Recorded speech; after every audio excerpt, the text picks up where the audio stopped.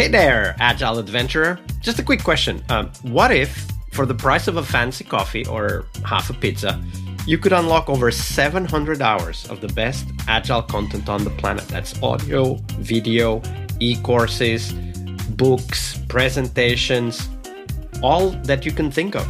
But you can also join live calls with world-class practitioners and hang out in a flame war-free and AI slop-clean Slack with the sharpest minds in the game. Oh, and yes, you get direct access to me, Vasco, your Scrum Master Toolbox podcast.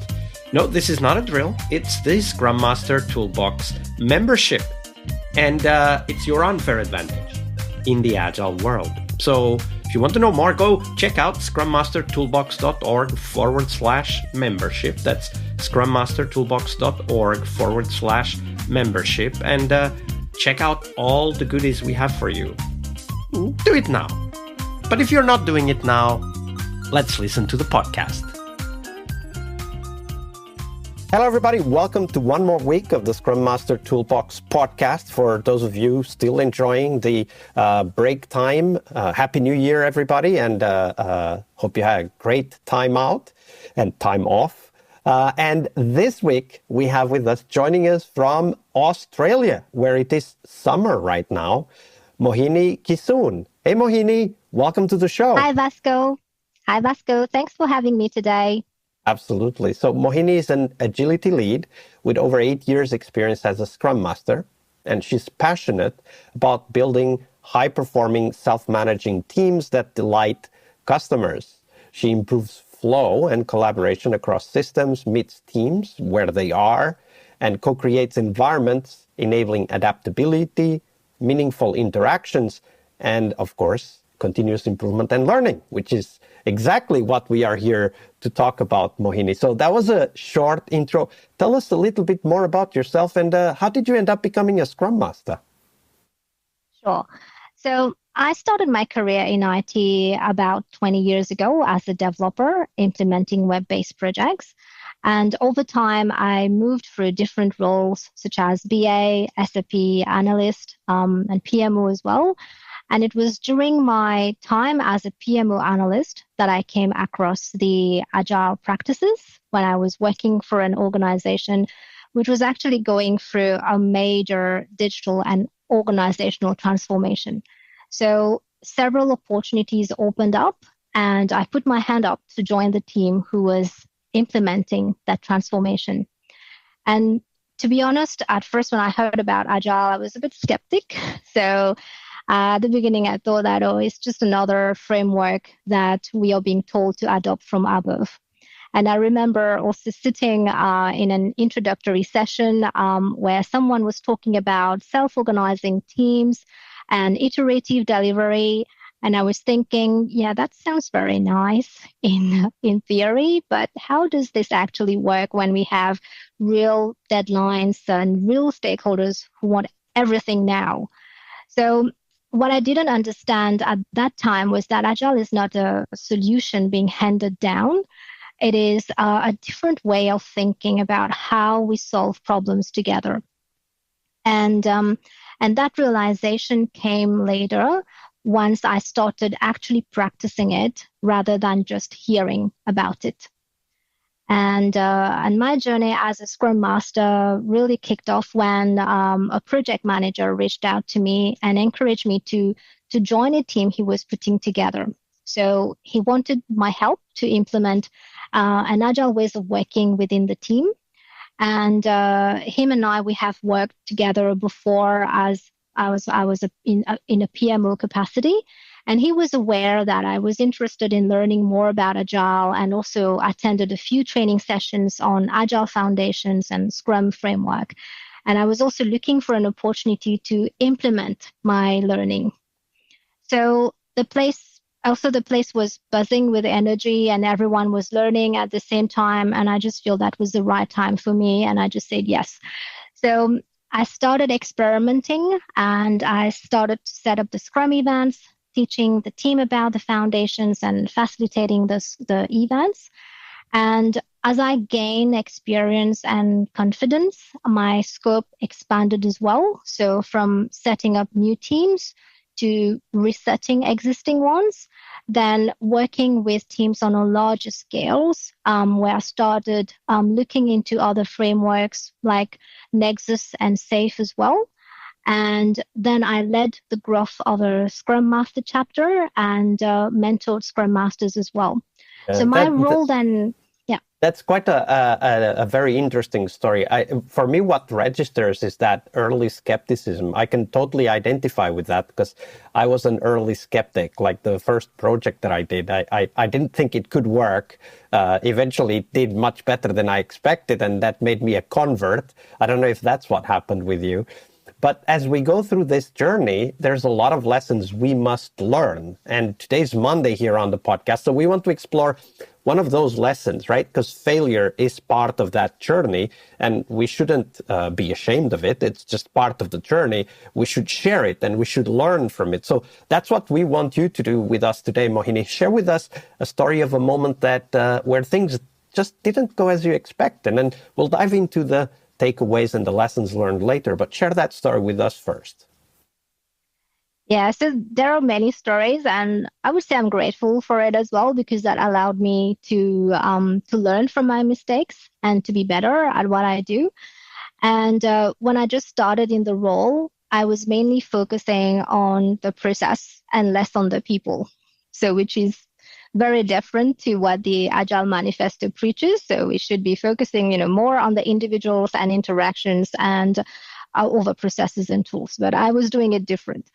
So that happened in my first year as a Scrum Master, and I had just earned my certification. I was full of energy and deeply committed to be doing things, to be doing Scrum by the book. And I also joined a mid-sized product team as well.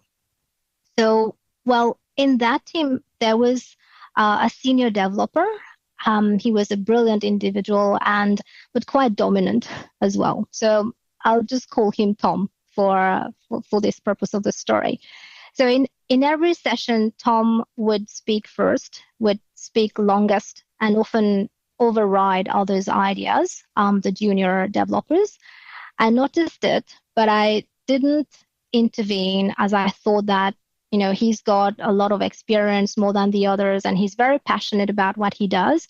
And the others are quiet as well, not saying anything. So I just assumed that they were agreeing with his thoughts. And he was also responsible for mentoring the juniors. And but over several sprints, I started seeing the impact. Our stand-ups were like a reporting session, an update session to Tom, rather than a collaboration between the team to plan their day together and to reprioritize the work. So the session was turning into a solution-based discussion as well, and there were disagreements, and sometimes Tom was shutting down some ideas very, very easily and quickly. And at some point, the junior developers, I could see they were gradually stopping to offer their ideas in fear of just being shut down. And for me, I thought, well, if we just follow the framework perfectly, everything else will just fall into place. And I just continued to focus intensely on the mechanics. And this is where I failed. And so tell me a little bit more, because of course now you're looking at it with the perspective of hindsight, right? Like, because that you know more than at that time. But when you were there, that was not your perspective. So I'm interested to hear how you felt at the time. Like, what were you seeing and how was that landing with you? The interaction between the team members and Tom and Tom's reactions and behaviors as well. How was that landing with you at that time? So at that time, for me, I felt that, it's not the right approach of how he's using. But at the same time, like I said, I felt that he had the knowledge and he was responsible for the team's growth. And that was the approach that he was using to correct the people instantly. But I felt that it could have done that in a better way, like having one-on-ones with them, and rather than just having it like a group conversations. And So what I did at that time as well is to reach out to some of the junior developers and just to get their point of view of how they were receiving those feedback and how they felt about it. So, and one of them mentioned that it was pretty much all of them saying that they didn't feel that they had a say in anything that was being developed. So they felt they were just a cog in the machine, and that every single interaction was a hassle to get their points across, and that it was not a viable approach for them to really help them to grow in their role. And one of them was even considering to leave the organization. So it was at that point that really made me realize that my silence as a facilitator, as a Scrum Master at that point, has been giving the wrong impression to the team, which was that this kind of dynamics is acceptable. So at that time, I failed to create a space where everyone felt safe to speak, to make mistakes and learn from their mistakes, and was really, I confused silence with agreement. Now, in terms to your question, like how Tom was feeling about all this, so I also had a chat with him. I shared the feedback that I received with him without naming names, and I was very kind of surprised that he was. I must say it was great that he was open to listen and hear those feedback, because for him he was not across that the junior developers were not happy with his kind of approach of giving feedback, and he felt that he was helping them to grow, and challenging them this way might help them in their growth. So I was happy to know that, he was open to try some new things. And what we did, him and I, we started to brainstorm some ideas about how to address the situation. And I coached him as well on some active listening. And I proposed to him, let's try to experiment something that in the next planning session, how about he just gave 2 or 3 people the opportunity to talk first before he produced his own ideas. And we tried that a few times. And it was also a way for him to remove a bit of the pressure off his shoulder, because he felt that the team were really relying on him. That was each time he felt that he needs to be producing the ideas. So that was a way for him as well to just step back and listen to the ideas that the team can provide, and then intervene when he can refine the ideas or, give a bit of more advice on that. And I also changed my facilitation style as well. So I introduced like silent brainstorming, giving everyone the opportunity to share their ideas without being influenced, and also doing a bit of round robin then for them to share their ideas. And I can add as well those are very, very practical approaches. I really like how you frame this, right? Like first open it up, hear what people have to say, in this case also with Tom. And it's great that Tom was open to that collaboration, to that coaching, right? Because not everybody will be. And that's okay, because we're not responsible for what they decide. We can only open the door. They have to decide to cross the threshold, right? And then the facilitation strategies, kind of maximizing the opportunity for others to express their views without being influenced. I think those are very practical tips and approaches. Thank you for sharing that with us, Mohini. Thank you, Vasco. All right, I hope you liked this episode. But before you hit next episode, here's the deal. This podcast is powered by people like you, the members who wanted more than just inspiration. They wanted real tools and real connection to people who are practicing Agile every day. We're talking access to over 700 hours of Agile Gold, CTO level strategy talks, summit keynotes, live workshops, e-courses, deep dive interviews, books, and if you're into no estimates, we got the pioneers of no estimates in those deep dive interviews as well. Agile business intelligence, creating product visions, coaching your product owner courses, you name it.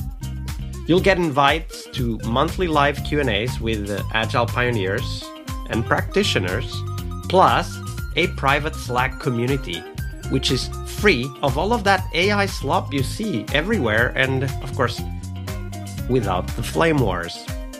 It's a community of practitioners that want to learn and thrive together. It's the best place to connect with community and learn together.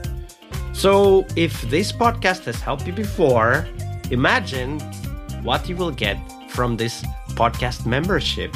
So head on over to scrummastertoolbox.org/membership and join the community that's shaping the future of Agile. And we have so much for you. So check out all the details at scrummastertoolbox.org/membership, because listening is great, it's important, but doing it together, that's next level. I'll see you in the community Slack. We really hope you liked our show. And if you did, why not rate this podcast on Stitcher or iTunes? Share this podcast and let other Scrum Masters know about this valuable resource for their work. Remember that sharing is caring.